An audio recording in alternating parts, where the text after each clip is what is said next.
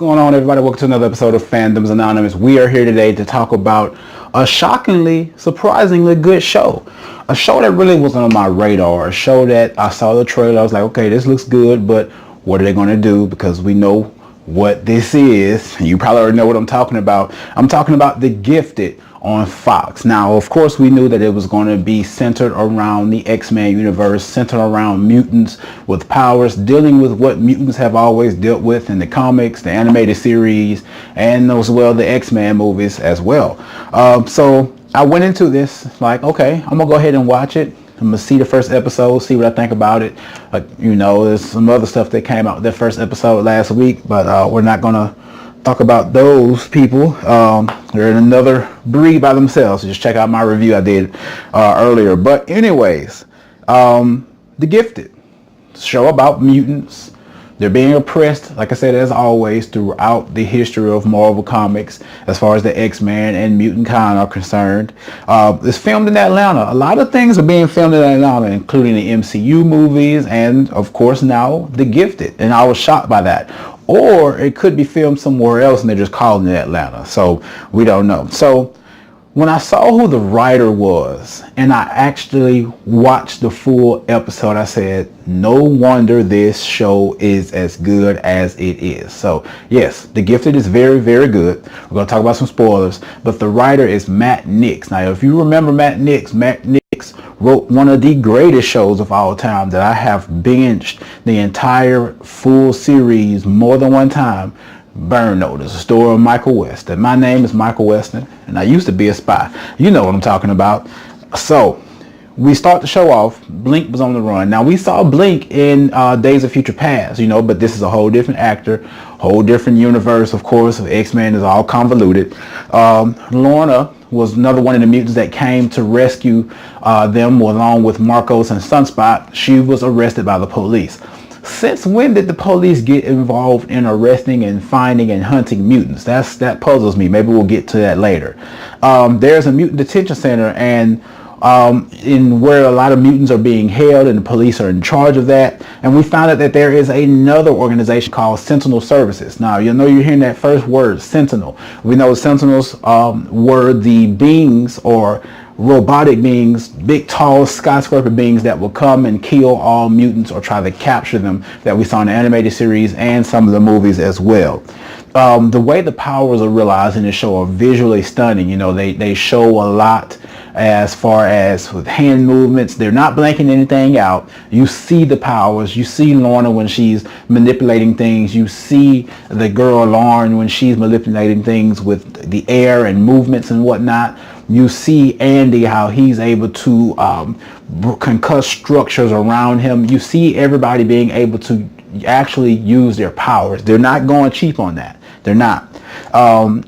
Marcos mentioned that the X-Men and the Brotherhood, we don't even know if they exist anymore. So of course that automatically lets us know, guys, we're not going to get any X-Men or any Brotherhood, so you can just go ahead and hang that up back in the closet, So that's a wrap. But it is good to know that its universe is surrounded by it. Now, it's not said that these are connected to the movies that are going on right now. And of course they can't be, because the movies are set back now, going from the 80s going into the 90s, with the new Dark Phoenix coming out next year. Andy decided to go to the dance with his sister, and he was getting bullied in the locker room by the kids that were bullying him, that his parents went to have a conference about earlier that day. Some people who don't know that they are mutants, sometimes a stress or trauma can bring out their powers. And in this situation, this stress and trauma that he was going through from being bullied blossomed his powers out, and everybody ran, of course. Now they're being investigated. Now the family has to go on the run. Lauren ended up telling her mother that, hey, I'm a mutant as well. The mother didn't know. Now, here's the crazy part. Their dad, last name is Strucker. He works for one of the detective agencies that goes after criminal mutants, or just mutants in general, because all mutants aren't criminals, but there are some that are doing criminal activity. So to have him being that person that's over that, and to have his children actually be mutants, that's really touchy right there. I'm going to get to that in a second. Lauren told her mom, you remember the time we almost got hit head on by that truck? and we survived. The reason being was because Lauren has the ability to manipulate certain elements. Now, she didn't get into all the elements that she can manipulate, but she did mention, you know, air, water, and some other things. Lauren is the Avatar. I'm just gonna come out and say it. Lauren's the Avatar. She's the new Avatar. We had Aang, Core, and now we got Lauren. It is what it is. I believe it. Let's make another story about it. But anyways, we move on. We got Kobe Bell, who's playing Detective Jace. Now, if you remember, Kobe Bell was in Burn Notice. He was in Burn Notice, and I believe Matt Nix said, hey, I know who you are. I know what you can play. I know who you can be. I need you on this show. So I really believe that that's what happened. But he works for the Sentinel Services. Like I said, he worked on Burn Notice as well. The one thing that Detective Jace keeps mentioning when they first came to the house to get the children and the family end up running away and getting away was that he knows from experience about this. So is it a possibility that his children also were mutants, and now he's working for this agency, and maybe they're working some type of bargain or some type of deal with him? I truly believe he's going to become an ally later on. He's going to see the error of his ways and join the family and join the cause to stand up for mutant kind. I think that's really going to happen. Then we got Lauren, you know, showing her brother her powers, and she merely rocking snacks out of the machine. And Marco's, his phone rung, and this is where these good little Easter eggs come in. His phone rung and it plays the 90s X-Men animated series theme song. I thought that was just so cool, you know, to just throw that little nod in. They may or may not do it again, but for the first episode, knowing what type of show this is, knowing it's centered around the X-Men universe, I thought that was really smart.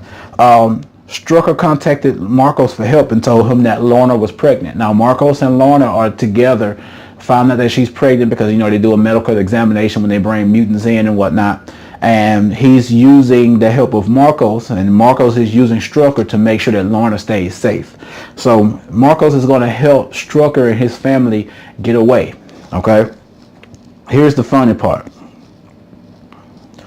Marcos goes to his meeting with Strucker. He shows up first, walks into this bar, and out walks Stan Lee. Stan Lee cameo, man. You're just not going to have a Marvel show and not have a Stan Lee cameo. Inhumans just came out. I didn't see Stan Lee in the first 2 episodes. I wonder, are we going to see Stan Lee? So when I saw Stan Lee, my question was, okay, so we know Stan Lee's quote unquote a watcher. So is he watching this universe as well? Who knows? Who knows? And that's the cool thing about it. Just him being that figure of who he is, it really brings everything all into fruition and connects everything together. If you thought the Sentinels were bad, those big monstrosity 2-3 story tower robots. I gotta get it all out. That's a lot to say. If you thought those were bad, they got these Sentinel spider drones that even if they lose a leg, they still come after you and they grab onto you. And just imagine if you're getting held down by 3 or 4 of them, you're going all the way down. So I thought that those were really smart. They really brought home the danger aspect of running away from the Sentinel services. Marcos was about to help the family escape when Sentinel Services showed up. Blink and Sunspot came to the rescue because Blink overheard the conversation with Strucker, and Blink used a portal for everybody to get out. But Strucker got shot and was left behind because Blink couldn't hold the portal open any longer. So that's all I have for this first episode. I will be reviewing this episode each and every single week. This show each and every single week, because I think it is a really good show. It has shown me its writing potential in the very first episode, especially with Matt Nix. You can't go wrong with Matt Nix. But I want to know what you think about The Gifted. Let me know in the comments below whether you're watching this on YouTube or you're watching this on Facebook. But if you don't know who we are, we're Fandoms Anonymous. That's FANDOMS ANONYMOUS. We're all over social media. Right here on YouTube. Don't forget to subscribe to the channel and hit the notification bell for future videos. Also, head over to Facebook and join our group where we have discussions each and every single day. And hit the like on the Facebook fan page. Don't forget to go to Instagram where we're at Fandoms_Anonymous17. And if you have any questions, comments, concerns, and or ideas, please email me at fandomsanonymous17@gmail.com. But guys, as I always say, if there is anything else, thanks for watching and have a good one.